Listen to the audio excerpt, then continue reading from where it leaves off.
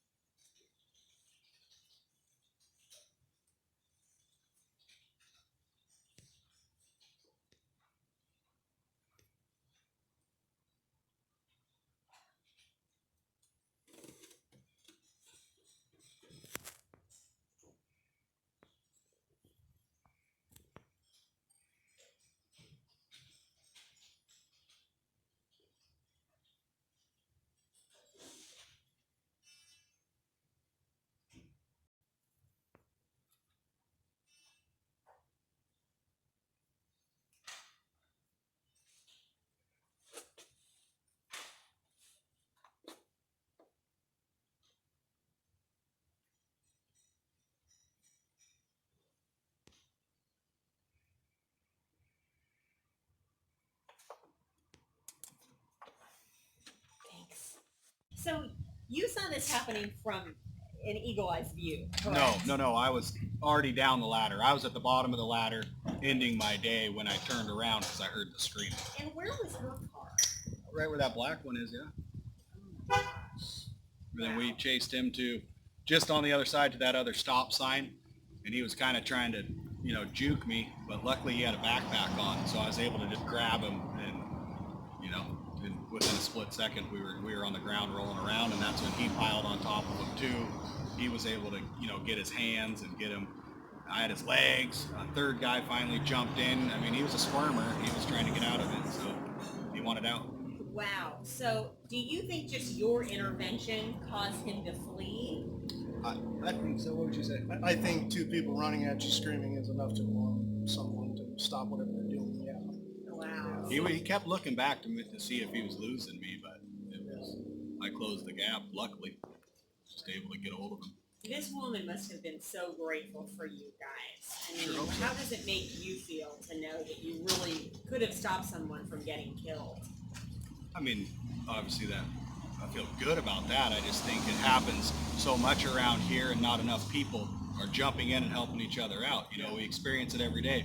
People are just walking by, head down, not even looking up. There was a lot of other people around here. Didn't have to be me. Didn't have to be us.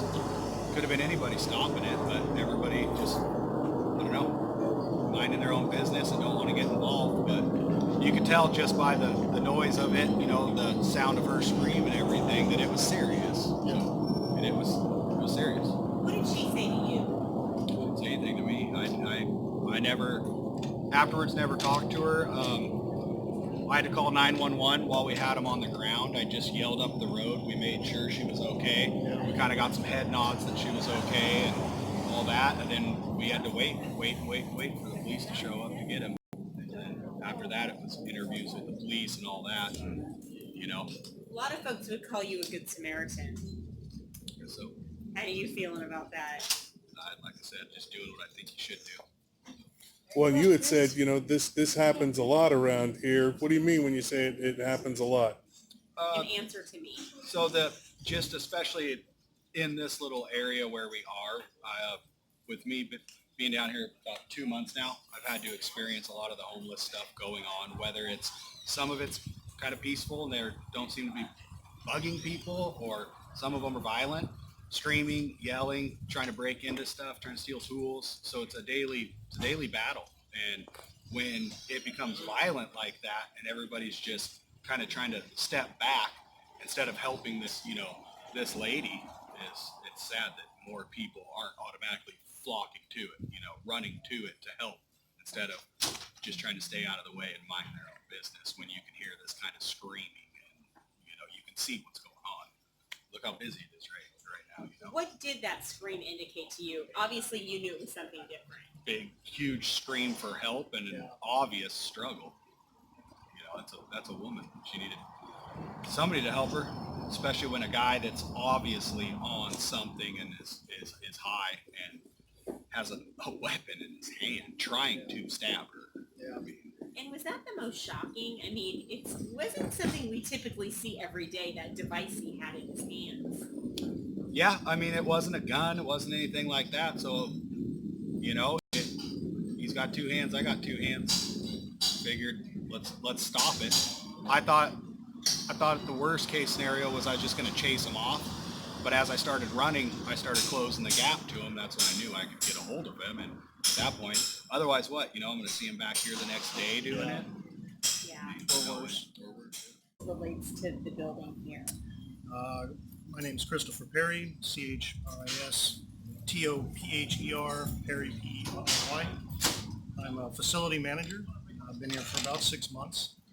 This is condominiums. And sort of just in passing, I happened to see this guy walking. And something about him was alarming enough for me to sort of keep an eye on him. And as he crossed the street, he laid his bike down and went for a woman that was getting into her car after having been from the post office, and tried to take her purse from her, or worse. I don't really know his intentions, but after she wasn't giving, he pulled out a pitchfork and started to stab at her with it. The pitchfork didn't have a handle. It was like the metal portion of it, still enough that a hand could hold on to it and use it. And it's just a bad situation. I don't know. She began to scream help. And once it registered to me that this was happening, I ran out of the doors, started running towards him, yelling at him, and then Chris here did the same thing from a different perspective. And we closed in on him, chasing him down the street until finally intercepting and taking him to the ground. Once we got him on the ground, we all sort of chipped in on just holding him down. I had a wrist lock on him and a shoulder and holding his own elbow over his neck until the police came. Not much more to say than that. I went and I did talk to the woman that was assaulted, and she was a little shook up. Did she say anything to you? Oh yeah, thank you, of course, and this, but she needed some time, obviously, to kind of process everything that just happened. The police took her report. Yeah. Do you kind of want to set the scene of this neighborhood? What is this neighborhood like in terms of homeless population, transient population? Have you seen a shift here at all? Been here 6 months, and ever since, maybe on average, I chase a vagrant or someone doing something they shouldn't. I chase them out of the building or out of a corner or out of the garage, something to this effect. They're doing drugs or doing something they shouldn't be, and I have to get them to move on. How often? Maybe a couple times a week at least. Yeah. More in the summer, obviously. It's just that time of year. So I've worked as a facility manager for, 7+ years, and this is not my first rodeo in this. I've worked in Queen Anne and some other places. It's the same all over Seattle. So, to be honest. And this guy had just gotten out of jail 4 days earlier. Yep. Just your response and reaction to that. What do you think? It's not the police's fault. They're doing their job. I believe it's the politicians. I believe they're failing us. So they have rules and things that are not working in our favor. Something like that should not happen. Clearly this guy was out of control. They don't prosecute drug crimes enough. Yeah, they're not doing enough. So I don't know. What do you think needs to change in Seattle? What do I think needs to change? I think areas where they feed homeless is a noble cause. Like, for example, there may be churches or something, shelters up the street. They feed people, which keeps them in this neighborhood.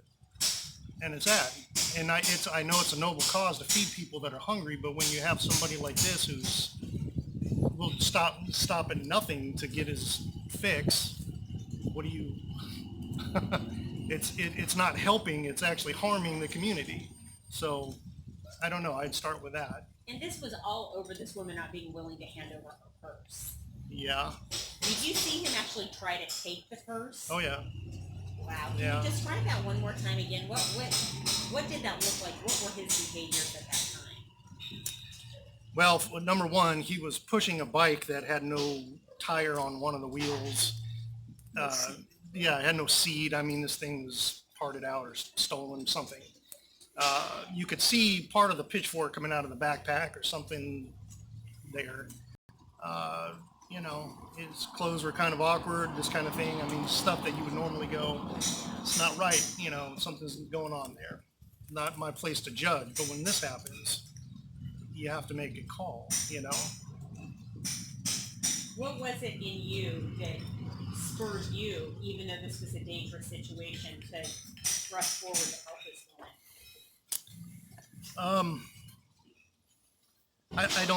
I guess, yeah. I mean, being a facility manager, I care about everybody in this building and in this community in general. I mean, I know people, even the people that stand on, even some of the vagrants I know by name. I mean, it happens, but you just care about people and you make a move to care. That's it, you know? And I can't believe that other people don't. It just blows my mind. Were you shocked that more people didn't run to this? I am. I mean, was it really like, oh my God, people everywhere, no one's doing anything? It took two guys from complete opposite directions to respond to this to make it stop, wherein there was 5, 10, 15 people on the street at the time. So I'm not blaming people. Maybe, I don't know. Maybe they don't feel they have the physical ability to. I don't know what the situation is, but yelling at somebody, letting them know that's not okay helps, right? I don't know. And was she screaming help, or was it just like a terrifying screech? I heard help, and I heard it through the doors. So she screamed, yeah. Wow. And you kind of just answered this, but why do you think people aren't willing to jump in? Do you think it's sort of maybe the nature of our city right now? I don't know the answer to that. I don't know. Maybe some part of it, people are scared about being the repercussions of that, right? Maybe there's like, I don't want to get sued for hurting somebody or taking someone down or something to this effect. I don't know. Well, you'd mentioned too that you, and please again when you answer, look at Kara there. You know that the city and city leaders have failed. Yeah. How have they failed us? It's their job to take care of this stuff, and it's just a growing problem. It hasn't stopped. I don't know. All I know is that's their job, and it seems to be getting worse. So, What is your hope for this situation? Situations like this that play out across our city all the time. I think that we have to get real about the problem, and not pillow talk about it, and get serious about it, and do what it takes to get the problem fixed, because it harms everything. It harms commerce. Businesses suffer from this. What single woman wants to walk down the street in the evening when this kind of stuff is going on? Why would you go to the corner bar? Why would you do any of this stuff? You'd be scared out of your brain. I mean, I just think the neighborhood suffers in more ways than one, right? So I think people need to stand up together and do something about it. And the answer is not just, like let it go, be complacent. I just don't think that's the answer. So. Did you put out a memo warning to your residents, or did you give them any advice since this situation happened? Most of the residents here, they own and they know the building, they know the area. We've talked about it, but I'm a little concerned about scaring people, making it, but it's sort of going through process right now where we're thinking about it. That's where I'm at. I wanted to let the dust settle a bit. So when the time comes, what do you want them to know? What do you want to tell them? I really haven't thought it through. I don't know. Yeah. I mean, obviously I want people to be safe, but certainly screaming for help and voicing, and helping people, I just think bind together, maybe one of us, maybe me chasing him, I couldn't have caught the guy, it took two of us to take him down, and he was pretty squirmy. And then the other construction guys on the building jumped in and helped sort of crowd him in, make sure he wasn't going anywhere. I mean, that's what it takes. Community,